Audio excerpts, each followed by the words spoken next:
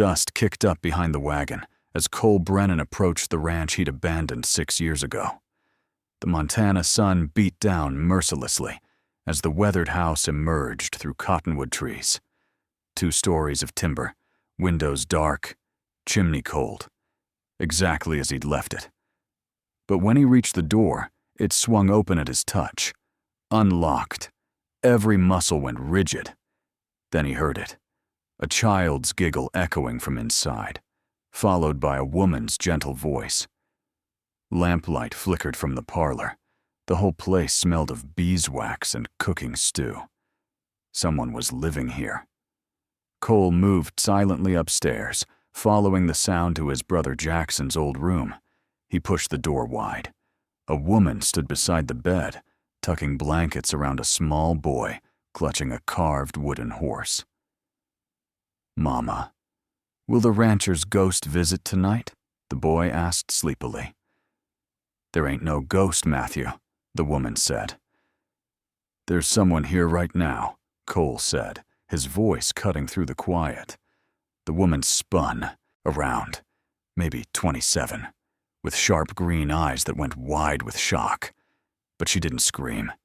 Instead, she stepped between him and the child, chin lifting in defiance. "Who are you?" she demanded. "I'm Cole Brennan. This is my ranch. Who are you?" Her face went pale. "Sarah Hayes. I paid the land agent in Silver Creek 6 months' rent, $40. Mr. Pritchard showed me papers." Cole's jaw tightened. $40. The exact amount Pritchard had sent him claiming unexpected ranch income. The bastard had forged documents and pocketed the money. "That money's spent," Cole said quietly. "Then you owe me 6 months' occupancy. You're trespassing." "Matthew, close your eyes," she said, not looking away from Cole. She stepped forward, dropping her voice. "I got nowhere else to go. My boy's running a fever. It's nearly winter. If you throw me out tonight, we'll be sleeping under the stars." He saw the fierce determination in her eyes, the same he'd seen in his own reflection when he'd fled this ranch 6 years ago. "What happened?" he asked. "My husband died 8 months ago. His brother Frank expected me to become his wife. He ain't a kind man. I took what money I had and ran. I needed somewhere remote where he wouldn't find us. You can stay tonight. Tomorrow we talk." Relief washed over her. "Thank you." He turned to leave, then paused. "How long's the boy been sick?" 3 days, just a cough. "There's wild mint in the southeast corner of the garden. Boiled with honey, it'll ease his breathing." Cole woke to cornbread baking. When he entered the kitchen, Sarah was at the stove wearing a faded apron. They ate in tense silence. "I need to sell this ranch to settle debts," he finally said. "Surveyor arrives next week. You've got 1 week." Anger flashed in her eyes. "You took my money and now refuse to honor the agreement?" "There is no agreement. You ain't the one who abandoned this ranch and left it to rot. You ain't the one who profited from fraud, while a widow and child sought shelter." She met his gaze. "There's only your conscience, if you possess one." Her words landed like blows because she was right. That night, harsh coughing woke him. Cole found Sarah in Jackson's room, Matthew cradled against her chest. The boy's face was flushed, lips tinged blue. "I don't know what to do," she whispered desperately. "He needs steam. My brother had weak lungs, I learned." Cole grabbed the doorframe. "Boil water. Bring every towel you can carry." They fashioned a steam tent over the bed, propping Matthew up so his lungs could drain. Cole fetched yarrow by moonlight and brewed it into tea. For hours, they kept watch together. Near dawn, the fever broke. Sarah sagged in her chair, tears streaming. "He'll recover because of you." "I never give up, Mr. Brennan. It's my greatest flaw and my only virtue." He almost smiled. "Not your only one." Their eyes met, and something passed between them. Recognition of shared stubbornness and survival. As dawn light crept through the window, Cole realized he was still in Jackson's room, the room he'd sworn never to enter again. 2 days later, a storm arrived. Rain lashed windows as Cole found Sarah in the library, beneath a spreading water stain. "You should have maintained the roof before abandoning it," she said pointedly. "I had reasons." Were they good reasons, or just convenient ones? The challenge in her voice made him bristle.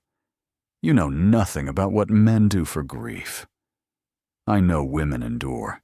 We carry on. We don't got the luxury of running." Her words stung because they were true. "My brother died here, out in the north pasture during a cattle drive I organized. He fell from his horse, struck his head. By the time I reached him, he was gone." Cole's voice was rough. "He was the firstborn, the good son. Then, because of my carelessness, I became the owner, a title I had no right to." "So you punished yourself by leaving," Sarah said quietly. "You came back to sell it off to make the punishment permanent." "That ain't atonement, Mr. Brennan. That's surrender." Before he could respond, the ceiling cracked. Cole grabbed Sarah's arm and pulled her back, just as plaster and timber collapsed where she'd been standing. They stumbled into the hallway, drenched and coughing. His arm was still around her shoulders. He could smell lavender and rain in her hair. "You hurt?" "No." She looked up at him, eyes wide. They stood frozen, too close, breathing hard.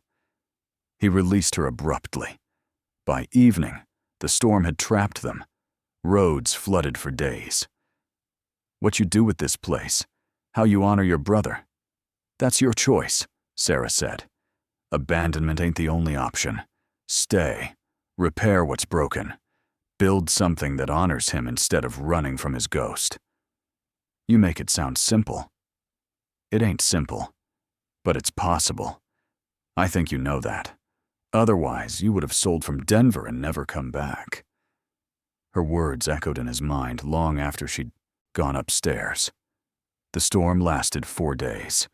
During that time, Cole and Sarah worked side by side, sealing leaks and rationing food.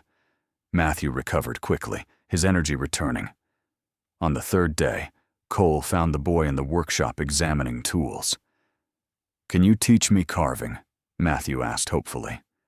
Cole hesitated. He hadn't touched these tools in 6 years. But seeing the boy's eager face, he relented. "All right, but you gotta listen careful." He showed Matthew how to hold the knife, how to cut with the grain. When the boy successfully carved a rough bird shape, Sarah appeared in the doorway with an unguarded smile. Cole felt something shift in his chest. This was what the house had been meant for. Life, laughter, small triumphs. "You're good with him," Sarah said later as they prepared supper from dwindling supplies. "He reminds me of Jackson. Curious, determined." "You judge yourself too harshly. You came back. You walked into the house you feared most. That takes courage." Looked at Sarah, the intelligence in her eyes, the strength in her jaw. She was extraordinary. "Why'd you marry your husband?" he asked suddenly. She met his gaze. "My father died when I was 19. No brothers, no fortune. My mother was ill. Mr. Hayes offered security. I respected him, but love? No. And yet you protect his son fiercely. Matthew's mine. That's different." She turned back to her work, hands unsteady. Cole watched the lamplight catch in her dark hair and felt desire stir, sharp and inappropriate. On the 5th day, roads cleared. Cole rode to Silver Creek to confront Pritchard and buy supplies, more than necessary for just a week. When he returned, he found Sarah in the garden digging through vines. "I brought supplies," Enough for 2 weeks. Confusion crossed her face. But the surveyor comes in 3 days. I postponed the survey. Why? The repairs can't wait. If I sell in its current state, I'll lose thousands. Restoration will take months, maybe a year. It was a lie, and they both knew it. And Mrs. Hayes? She asked carefully. What becomes of her? I thought she might stay, if she wished. Sarah rose slowly. That's a dangerous offer. Why? Because I might accept it. And then where would we be? Maybe somewhere better than where we are now. She studied him. You don't know me. I could be anyone. A liar. A thief. I know you love your son. I know you fight for what's yours. I know you speak truth when it's inconvenient. That's enough. Her eyes were bright with unshed tears. I don't know how to accept kindness without suspicion. Frank taught me generosity always has a price. I ain't Frank. I'm tired of running, Mrs. Hayes. What are you asking? To stay. To let me restore this ranch. To let Matthew fill the silence. To let me try to be better. He paused. And if I can't give you more than that, then that's enough. A single tear escaped. You're foolish, Mr. Brennan. Very likely. She laughed, somewhere between despair and relief. All right. We'll stay. For now. Work began. Roofers arrived, along with a carpenter. Cole threw himself into labor, while Sarah scrubbed floors and mended curtains. Matthew helped, carrying nails and tools. Over supper one evening, Sarah spoke quietly. Cooking's far easier than pretending to grieve a man you never loved, than enduring his brother's advances while your husband's body still lay in state, than fleeing with a child because you feared what might happen. Cole's hand tightened. Did Frank hurt you? Not physically, but there's other ways. He thinks me too cowardly to run far. He'll search nearby. But this ranch is too remote. We're safe here. Later, after Matthew was in bed, they sat by the fire. I haven't felt at peace in 6 years, Cole admitted. But these last days, I've felt something close to it. Is it the work or the company? Both, maybe. You're lonely, Mr. Brennan, as am I. But loneliness and need are dangerous foundations.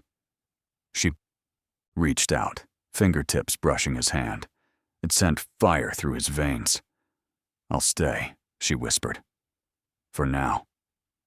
The letter arrived on the 10th day. Cole read it with growing unease. Mr. Brennan, my late brother's widow has taken unlawful refuge at your property. As her legal guardian and guardian of her minor son, I must insist on her immediate return. Should you fail to comply, I will pursue legal remedies. Frank Hayes. He found Sarah in the garden and handed her the letter. Her face went pale. How'd he find me? Pritchard, most likely. Frank has connections, money, influence. If he claims guardianship over Matthew, he's got no right. The law don't care about rights. It cares about power. You've got me. You can't fight him. He'll ruin you. For what? A widow you've known barely 2 weeks? Is that all you are? He asked quietly. She opened her mouth, closed it. I don't know what I am to you, but I know what I am to Frank. A means to control my son's inheritance. What inheritance? Matthew has a trust from my father's sister. Matures when he reaches 18. Small, but enough to tempt Frank. Everything clicked into place. Frank didn't want Sarah. He wanted Matthew's money. Then we make it impossible for him to claim you, Cole said. By removing his legal standing, I'm suggesting marriage. Silence stretched between them. You can't be serious, Sarah finally said. Why not? You're a woman I admire. A mother who'd face down hell for her child. Someone who's made this house feel like home. I've been here 11 days. and I felt more alive than I have in 6 years. I know it's sudden, but Frank's coming, Sarah. When he does, I want him to have no claim on you." She shook her head. "You'd tie yourself to me forever to thwart a man you've never met?" "I'd tie myself to you because the thought of you leaving tears at something in my chest I didn't know still existed. When I imagine this ranch in 6 months, I see you in it. A future. That ain't empty.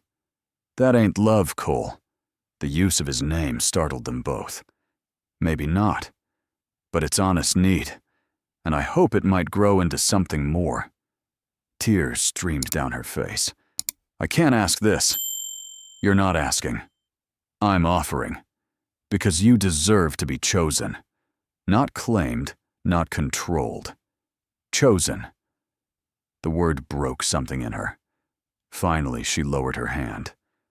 "If I say yes, I need you to understand something. I won't be a decorative wife. I'll argue with you. I'll challenge you. I'll demand partnership, not patronage. And I won't pretend to feel what I don't. If love comes, it comes. I wouldn't want you to. Ask me properly." He sank to one knee in the muddy garden. "Sarah Hayes, will you marry me?" "Why?" "Because I choose you. Because you make me want to be worthy of this ranch, this life. Because when I think of the future, you're in it." "That's still not love." "No, but it's a beginning." She smiled through tears. "Then yes, Cole Brennan. I'll marry you." Matthew looked up from his herbs. "Are you getting married?" "Yes, darling." "Does that mean Mr. Brennan will be my papa?" Cole's throat tightened. "If you wish it." Matthew nodded. "I wish it. You're good at carving." Despite everything, they laughed. They married 3 days later in the Silver Creek Church. Sarah wore a simple green dress, her hair unpinned and falling in soft waves. When the preacher pronounced them man and wife, Cole kissed her gently. "You're safe now." "I know." Frank arrived 4 days after the wedding. Cole opened the door to find a well-dressed man with cruel eyes. "Where is she?" Frank demanded. "My wife is resting." Frank's face went purple. "Your wife?" "We married 4 days ago. I've got the license." "This is fraud." "Your nephew is now my stepson. You've got no claim on him. I'm his legal guardian as husband to his mother." Frank's hands clenched into fists. "I'll fight you in court." "You'll leave my property immediately. You've got no power." "Here, Mr. Hayes. She's a whore who tricked you." Cole's fist connected with Frank's jaw. The man stumbled back, blood streaming. "Speak of my wife again, and I'll do far worse. Am I clear?" Frank spat blood. "This ain't over." "Yes, it is." Cole turned to find Sarah in the doorway with Matthew. She wore a simple dress, her expression utterly composed. "Hello, Frank." "You've got no claim on me," she interrupted. "Not legally, not morally. I'm Mrs. Brennan now, and Matthew's under the protection of a rancher. You've lost." Frank's face twisted with rage, but seeing Cole's raised fist, he thought better of it. "You'll regret this," Frank hissed. "I've regretted many things," Sarah said, moving to stand beside Cole, her hand finding his. "Marrying your brother, staying silent, fearing you. But this, I'll never regret this." Frank stalked to his wagon. They watched until he disappeared. "Did you really hit him?" Sarah asked. "Yes." "Good." Matthew tugged at Cole's sleeve.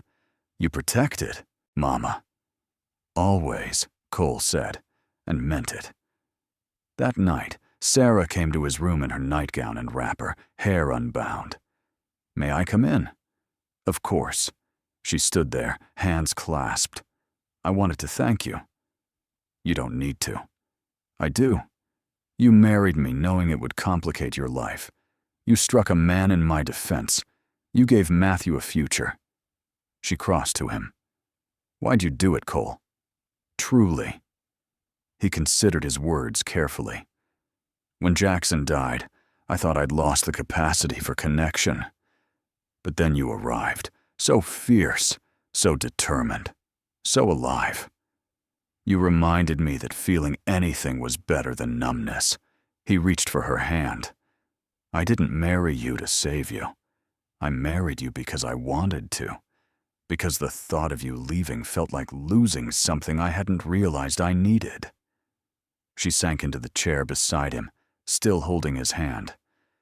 I don't know how to be a rancher's wife. We'll learn together. We're both broken, Sarah, both carrying wounds. But maybe that's why this might work. Because we understand brokenness. She leaned her head against his shoulder. Frank won't give up easily.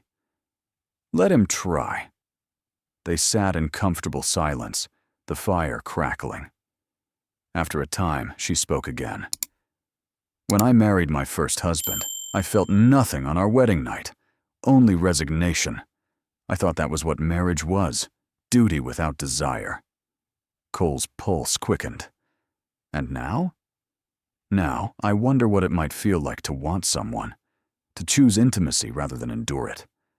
Is that what you want? To explore that possibility? I don't know. Maybe. Eventually. But not yet. Can you accept that? Yes. This marriage ain't a cage, Sarah. It's meant to be freedom. Her eyes glistened. You're a better man than I deserve. No. I'm simply a man trying to deserve you. She rose and leaned down, pressing a soft kiss to his forehead. Good night, husband. Good night, wife. The weeks that followed were wonderful. Sarah managed the household with ease, transforming the ranch into a home. Matthew thrived, growing bolder, louder. And Cole found himself falling, not all at once, but in small increments. The way Sarah frowned when concentrating, the sound of her humming, the fierce protectiveness in her eyes watching Matthew play. He was falling in love with his wife. The realization terrified him because she'd been clear she couldn't promise to love him. But watching her laugh, he knew it would never be enough. He wanted everything. One evening, 6 weeks into their marriage, Sarah found him in Jackson's workshop. You've been quiet today. Thinking about my brother. This room was the last place we spoke. Nothing of consequence. We argued about a horse. I never told him I admired him. I assumed I'd have time. We always assumed that. Do you have regrets about your husband? Many. But not the ones you might think. I regret I never told him I couldn't love him. It was cruel in its way. Kind lies are still lies. Is that what we have? Kind lies? No. We've got honesty. Brutal, uncomfortable honesty. Is that enough for you? He should have said yes. Instead, he said, I'm beginning to want more. I'm beginning to fall in love with you, Sarah. And I know that ain't part of our agreement, but I can't seem to stop it. She went very still. You don't need to say anything. I'm not asking you to feel the same. I only needed you to know, because I'm tired of silence. If I learned anything from Jackson's death, it's that we don't always get tomorrow. So I'm telling you now, while I can. I love you. I love your sharp tongue and your fierce heart. I love the way you fight for Matthew.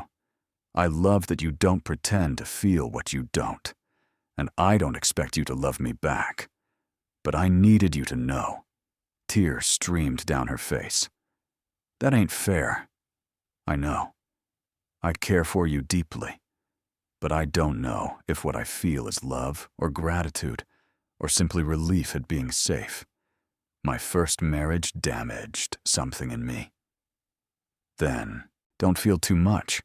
Feel only what you can. And if that's never love, it's still more than I had before you came. She crossed to him, hands framing his face. You're making this very difficult. Before he could respond, she kissed him. Not gently, but hungry and desperate. months of tension compressed into the single moment. When they finally broke apart, she rested her forehead against his. I don't know if I love you, but I want to try. I want to see if what I feel might become that. That's all I ask. And if it doesn't, then we'll still have honesty and friendship and partnership. That's more than most marriages have. She laughed shakily. You set a very low bar, husband. I'm a practical man. You're an impossible man. She kissed him again. But maybe I'm beginning to appreciate impossible things. That night, she didn't return to her own room. Spring came. The repairs continued, transforming the ranch week by week. The roof no longer leaked. The library was restored. The gardens began showing life. Matthew started lessons with a schoolteacher. He grew taller, stronger. Cole and Sarah grew together, not smoothly. There were arguments, misunderstandings, moments when old wounds reopened. But they worked through each one, learning each other's languages and limits. Sarah still didn't say she loved him, but she showed it, seeking his opinion, touching his hand as she passed, smiling when he entered a room. One afternoon in late March, Cole returned from town to find Sarah clutching a letter. What's happened? She looked up, stricken. Frank is dead. Fever. 3 weeks ago. Cole went still. I'm sorry. Are you? He was a monster. He was still a person. She laughed bitterly. It affects me by setting me free. Truly free. He can't challenge our marriage. Can't threaten Matthew. We're safe. So why do I feel nothing? I should feel something. Relief, grief, guilt. But there's only emptiness. You feel what you feel. There ain't no should. But it's wrong to be glad someone's dead. You're not glad he's dead. You're glad you're free. Those are different things. She set down the letter, hands trembling. I'm afraid I'm broken beyond repair. That Frank took something I can never get back. The ability to feel deeply, to love without fear. Cole took her hands. You're not broken. You're scarred. Scars prove you survived.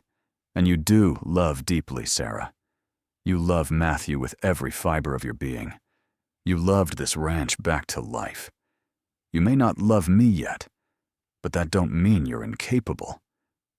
What if I never do? What if I spend my whole life trying and failing?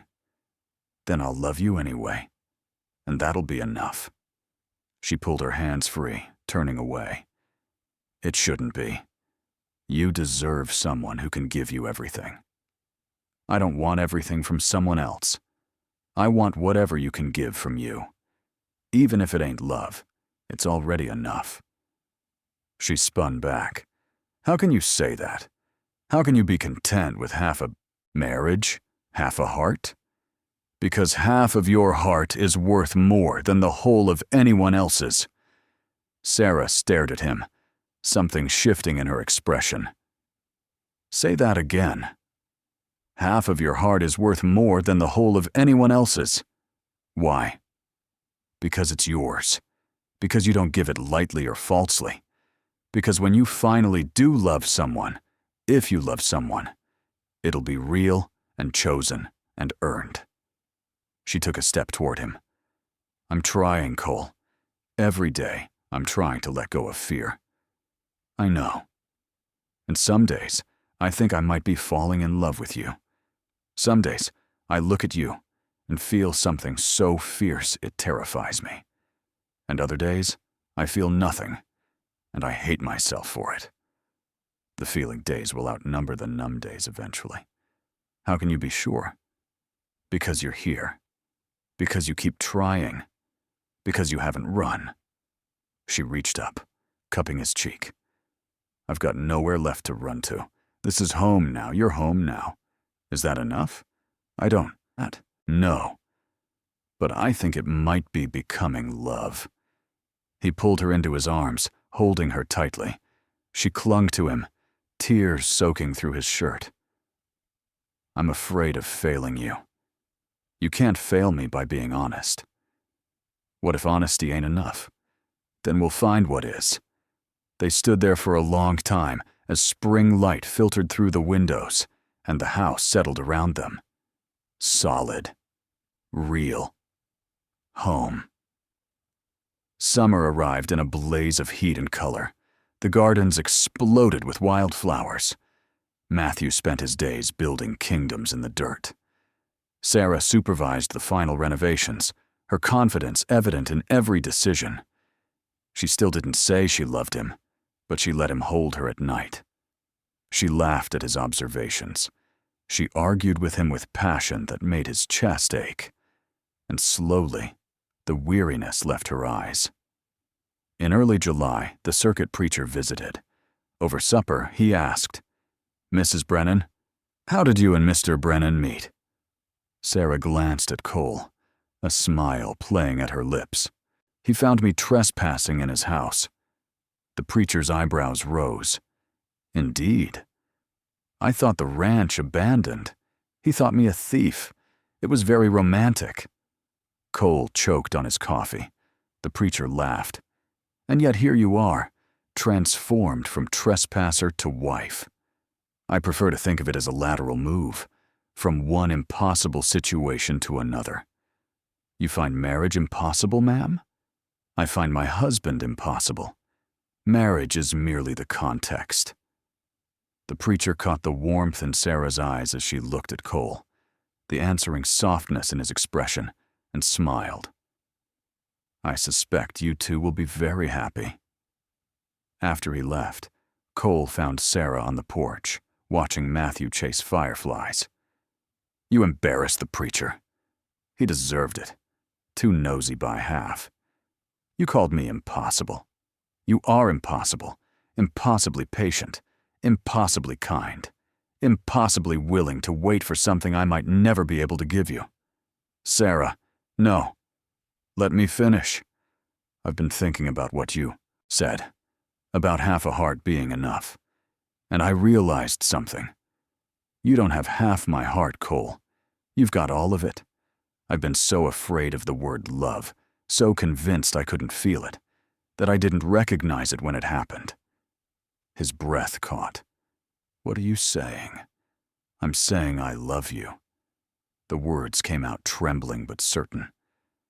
"I don't know when it happened, whether it was when you brought mint for Matthew, or when you punched Frank, or when you promised to wait.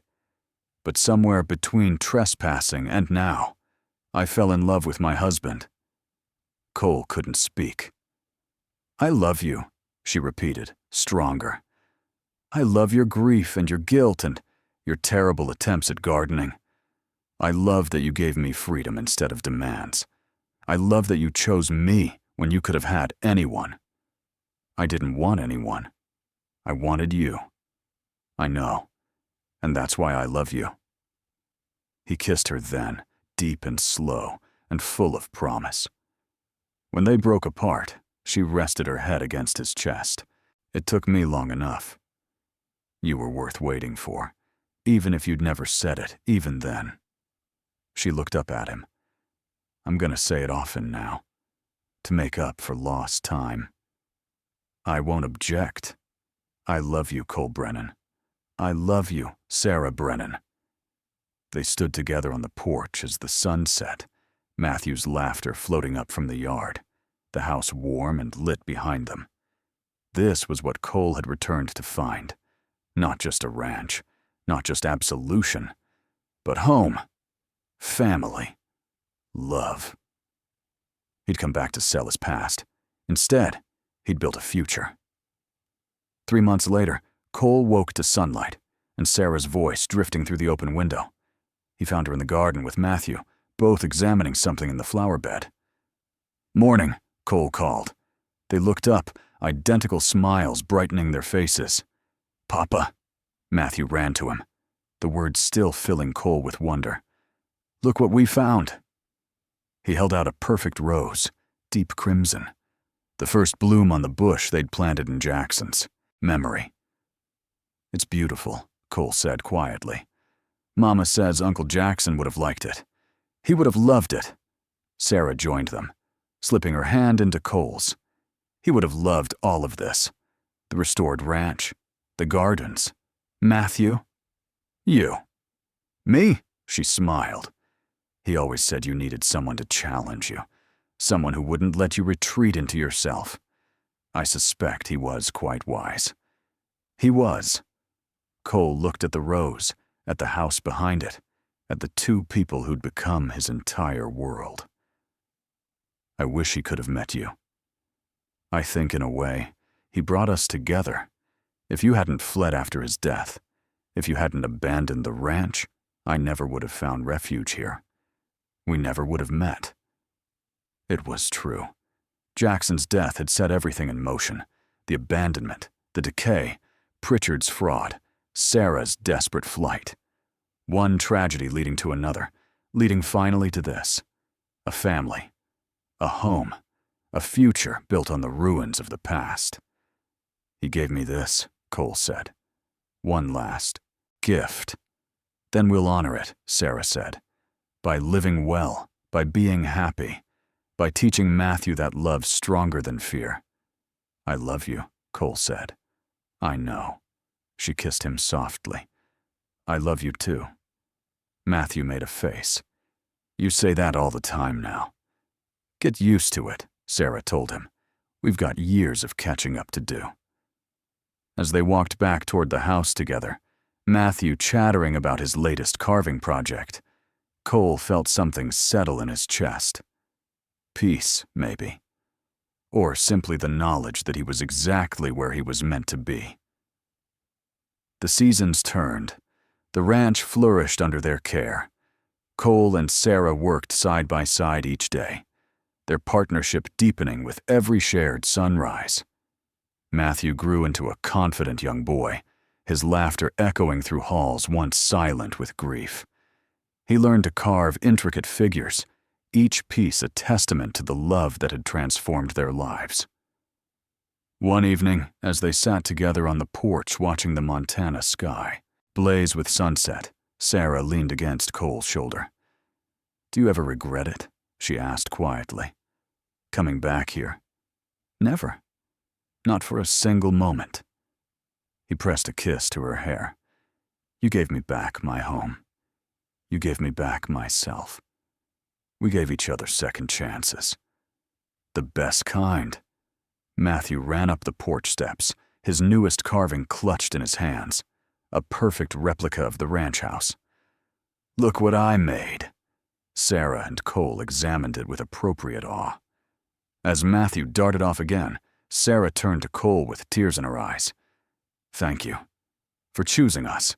For choosing love over fear. Always, Cole replied, pulling her close. Today, tomorrow, and every day after. The ranch stood solid beneath the vast Montana sky, no longer a monument to grief, but a testament to redemption. Within its walls, 3 hearts beat as one, bound together by a love that had grown from the most unlikely soil. Desperation, grief, and hope. Cole Brennan had come home to sell his past and found instead his future. Sarah Hayes had fled in terror and discovered sanctuary. Matthew had gained a father and a legacy. Together, they had built something beautiful from broken pieces. A home, a family, a love that would endure through all the seasons yet to come. And in the garden, Jackson's rose bloomed year after year, a silent blessing on the second, chances that had saved them all. Thank you for staying with this story until the very end. If you felt seen in Sarah's fear of being chosen, or in Cole's struggle to forgive himself, you are not alone. Sometimes the greatest love stories aren't about perfect people finding each other, but about broken people building something beautiful together. If this story touched you, I'd love to hear your thoughts in the comments. And if you enjoyed it, please consider subscribing and turning on notifications. Your support means everything and makes these stories possible.